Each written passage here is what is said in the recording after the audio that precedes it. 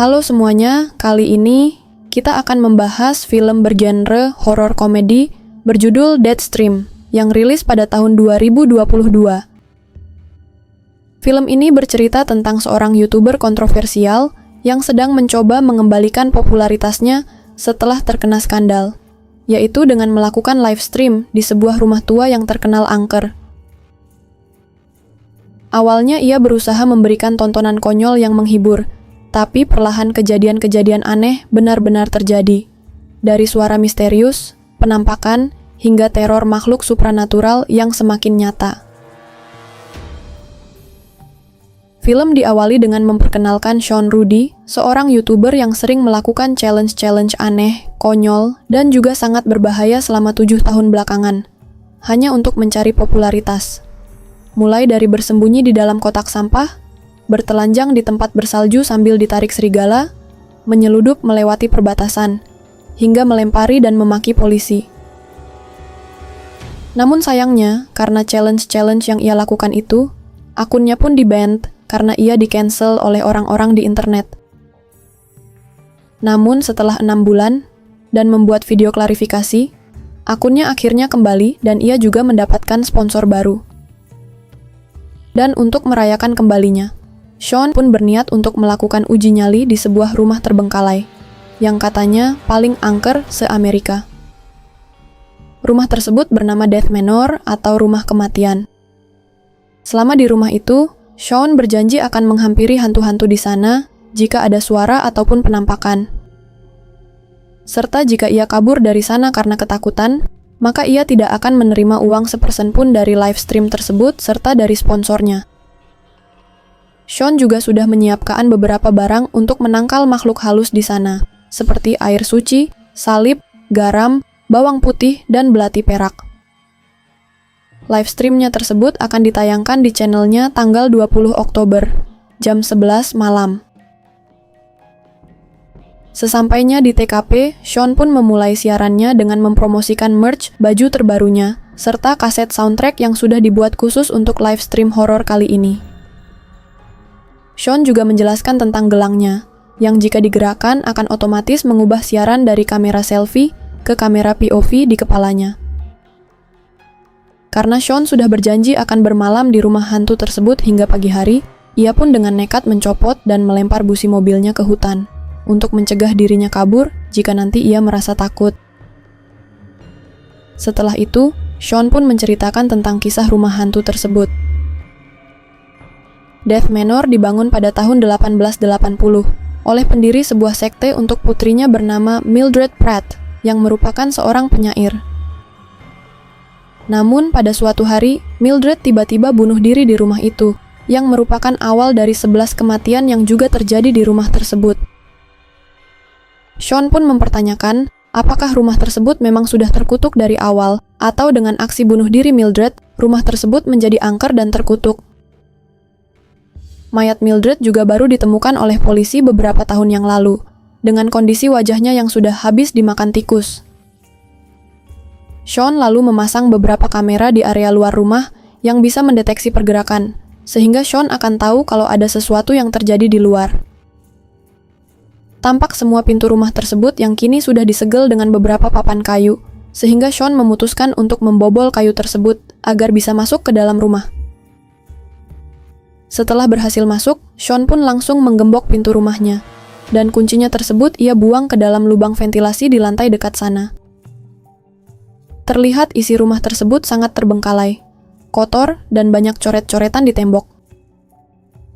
Ia juga melihat banyak sekali noda-noda merah yang terlihat seperti darah, yang bertuliskan kata "Help me". Selain itu, juga terdapat sisa-sisa sendok dan jarum suntik bekas para pecandu narkoba. Setelah itu, Sean pun memasuki dapur dan menemukan sebuah pisau daging di tembok yang terdapat noda merah di sekitarnya. Setelah itu, Sean pun menaruh sebuah kamera di ujung salah satu kamar utama yang terdapat di lantai bawah. Karena menurut catatan seorang pria yang meninggal di kamar itu, ia sering bermimpi melihat penampakan sosok kurus tinggi yang berdiri di sudut kamar, di mana hantu itu suka membisikkan kata-kata, yaitu air kolam tenang. Lalu setahun setelah itu, orang tersebut meninggal tepat di kamar tersebut. Setelah itu, Sean pun membandingkan foto penampakan hantu di sudut kamar, yang dulu pernah diambil oleh tim paranormal yang pernah datang ke sana di tahun 90-an. Karena mulai merasa takut, Sean pun lanjut naik ke lantai atas, di mana Mildred melakukan gantung diri tepat di ujung tangga atas. Sean juga menjelaskan bahwa Mildred dianggap aneh oleh orang-orang di sekitarnya dulu, karena hanya menghabiskan waktu menulis puisi-puisi aneh yang mereka kira untuk menyembah setan. Oleh karena itu, orang tuanya membangun rumah tersebut untuk menjauhkan Mildred dari orang-orang di sana. Lalu di lantai 2, Sean pun memasuki kamar bayi, yang menurut catatan terhitung ada 2 bayi serta 3 anak yang tewas di kamar tersebut. Terlihat jendela di sana hanya tertutup sebuah kain yang langsung menuju bagian belakang rumah. Sambil memasang kamera di sana, Sean pun memutar video dokumenter dari tim paranormal tahun 1998 di rumah tersebut, di mana anak dari salah satu anggota tim mengatakan jika ia dilarang oleh makhluk di sana untuk masuk ke kamar tersebut. Lalu yang terakhir adalah salah satu ruangan yang katanya paling seram, yaitu kamar mandi. Terlihat bathtub di sana yang masih terdapat air berwarna hitam pekat. Tercatat ada 1 kematian di sana pada tahun 1995. Lalu pada tahun 2002, ada 2 orang yang berhasil menangkap suara samar, yang ternyata adalah suara makhluk halus yang berkata air kolam, sama seperti hantu di kamar utama lantai bawah. Maka dari itu, Sean juga memasang kamera di kamar mandi itu. Setelah itu, Sean memasang kamera di koridor lantai 2, lalu kembali bercerita tentang Mildred yang tinggal di sana selama 8 tahun, menghabiskan waktunya hanya dengan menulis puisi romantis, yang sama sekali belum pernah dirasakan oleh Mildred.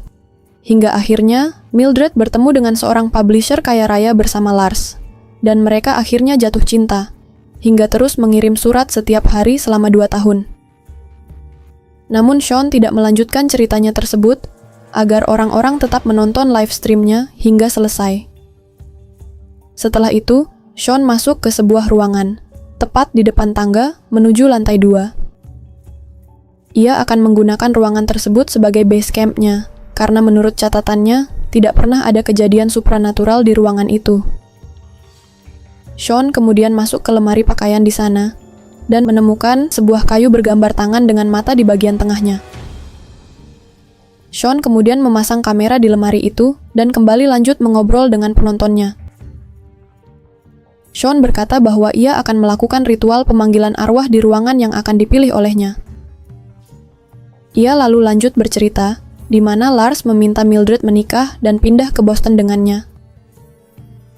Namun 2 hari sebelum pernikahannya, Lars tiba-tiba meninggal dan keesokan harinya disusul oleh Mildred yang gantung diri di rumah tersebut. Dan menurut rumornya, siapapun yang meninggal di rumah tersebut jiwanya akan terjebak, guna untuk menemani Mildred yang selalu kesepian selama ini. Sean lalu masuk ke kamar bayi, dan akan melakukan ritual pemanggilan arwah dengan sebuah boneka badut yang ia temukan di kamar itu.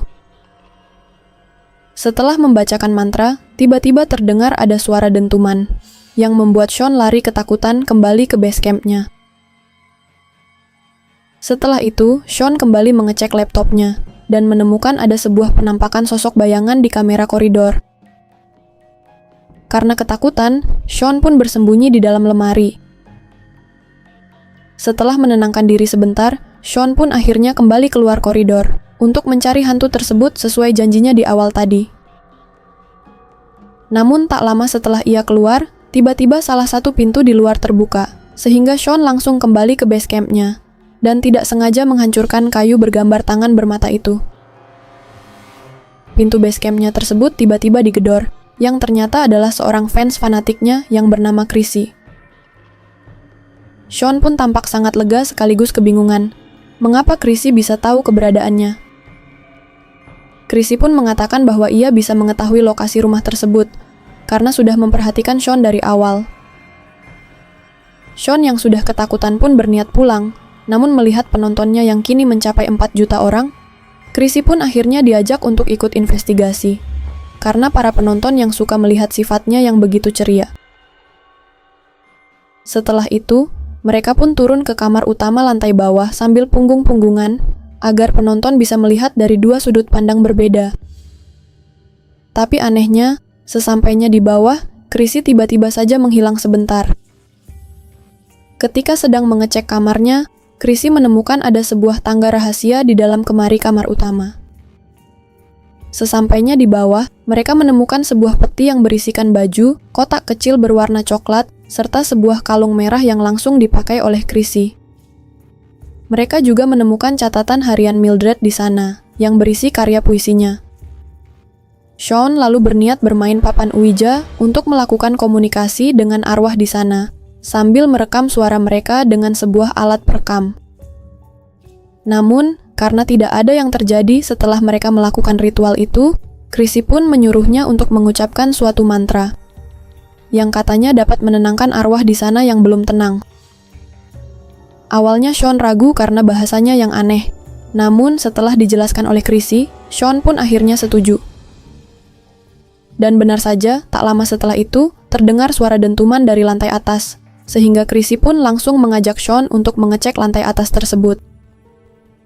Namun karena Sean ketakutan, ia pun akhirnya menyuruh Chrissy untuk pergi sendiri, sembari ia mengecek keadaan dari kamera di tab-nya itu. Namun tak lama setelah itu, tiba-tiba saja kamera milik Chrissy kehilangan sinyal, dan ia juga tidak bisa menemukannya di lantai atas. Ternyata itu hanyalah ulah Chrissy yang sengaja ingin mengagetkan Sean. Sean pun langsung murka dan mengatakan bahwa Chrissy hanyalah seorang stalker dan sepertinya ia sudah berada di rumah tersebut sebelum Sean sampai. Sean pun mengatakan bahwa ia akan melakukan ritual eksorsisme sendiri. Namun tak lama setelah itu, Chrissy tiba-tiba menggigitnya, sehingga Sean langsung menusuknya menggunakan sebuah kayu dekat sana. Sean yang ketakutan pun langsung mengaku bersalah dan meminta maaf kepada para penontonnya. Akan tetapi, saat Sean kembali, mayat Chrissy tiba-tiba saja sudah menghilang. Lalu saat Sean hendak mengecek kamar bayi, tiba-tiba ada terdengar suara aneh dari dalam sana, dan ia juga melihat penampakan Mildred yang sedang gantung diri. Melihat hal tersebut, Sean pun langsung bersembunyi di kamar base camp-nya. Tak lama kemudian, salah satu penontonnya menyuruh Sean untuk menonton sebuah video yang menjelaskan tentang simbol Hamsa, yaitu lambang tangan bermata yang ia temukan di lemari base camp-nya sebelumnya. Ternyata Hamsa digunakan untuk menahan arwah di rumah itu, dan kemungkinan Sean telah melepaskan arwah Mildred dengan menghancurkan simbol Hamsa tersebut. Mendengar hal tersebut, Sean pun semakin ketakutan. Namun para penontonnya masih terus menyemangatinya, dengan mengatakan bahwa jika Mildred memang ingin menyerangnya, pasti ia sudah akan melakukannya sedari tadi. Sehingga Sean masih ada kesempatan untuk kabur dari rumah tersebut. Ketika Sean hendak kabur, tiba-tiba saja Mildred langsung... Namun untungnya Sean berhasil melemparnya dari tangga hingga jatuh ke lantai bawah. Sean pun berniat kabur dari rumah tersebut, namun saat Sean berniat mengambil kunci, tampak kuncinya tersebut yang sudah berubah. Ia pun berniat untuk mendobrak jendela di sana. Namun sayangnya usahanya hanyalah sia-sia. Setelah itu, melihat saran dari penonton, Sean pun membuka kotak kecil tadi menggunakan kunci tersebut. Akhirnya diketahui kalau Chrissy itu ternyata adalah Mildred, serta ada sebuah jari di kotak tersebut. Karena sudah tidak ada solusi lain lagi, satu-satunya cara untuk kabur dari rumah tersebut adalah melompat dari jendela kamar bayi yang terbuka. Yang artinya Sean harus melewati tempat Mildred digantung itu.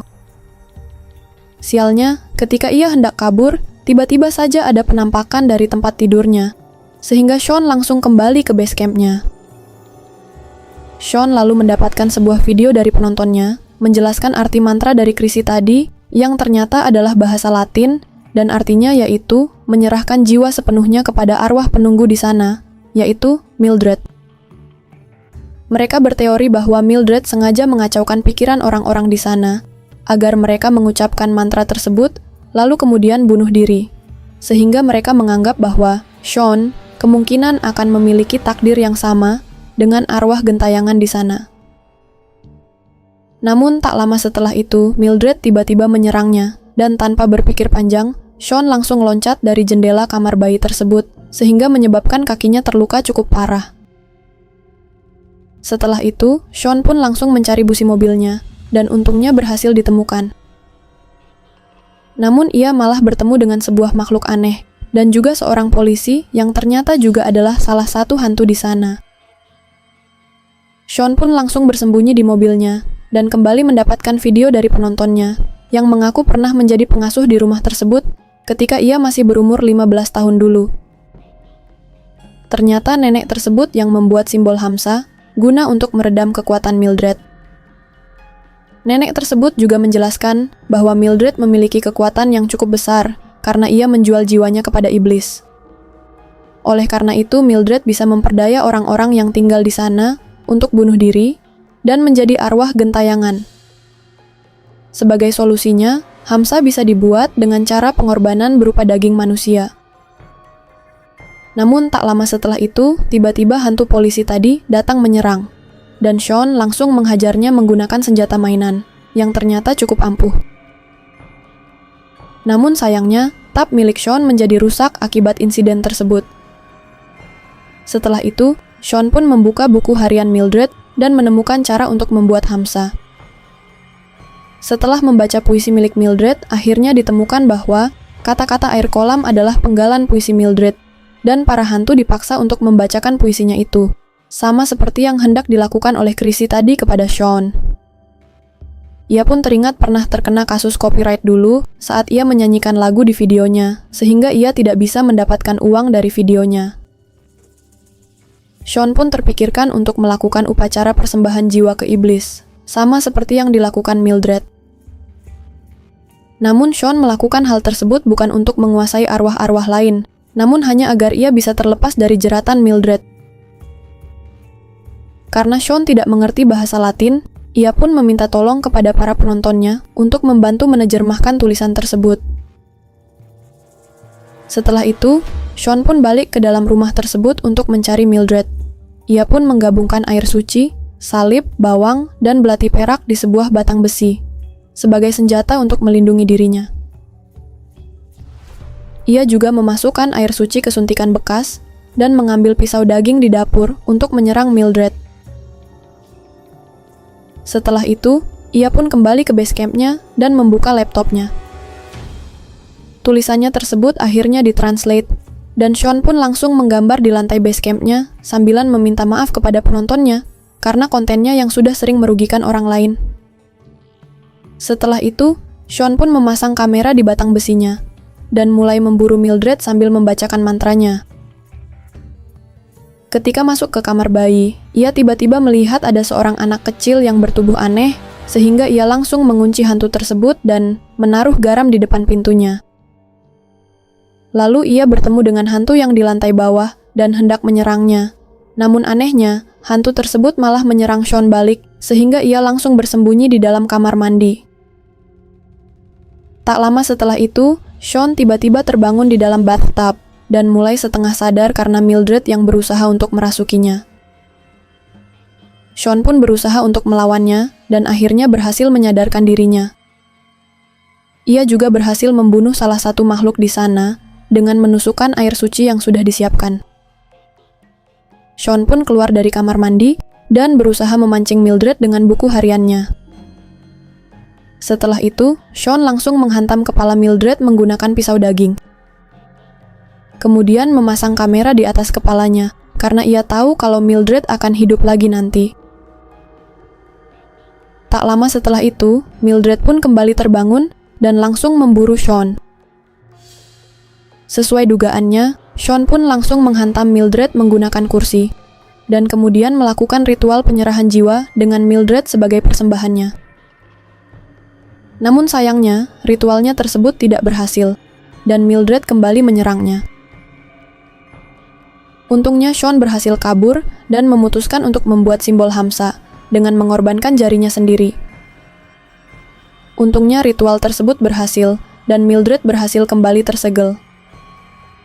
Sean pun tampak sangat bahagia karena jumlah penontonnya naik drastis menjadi 6 juta penonton.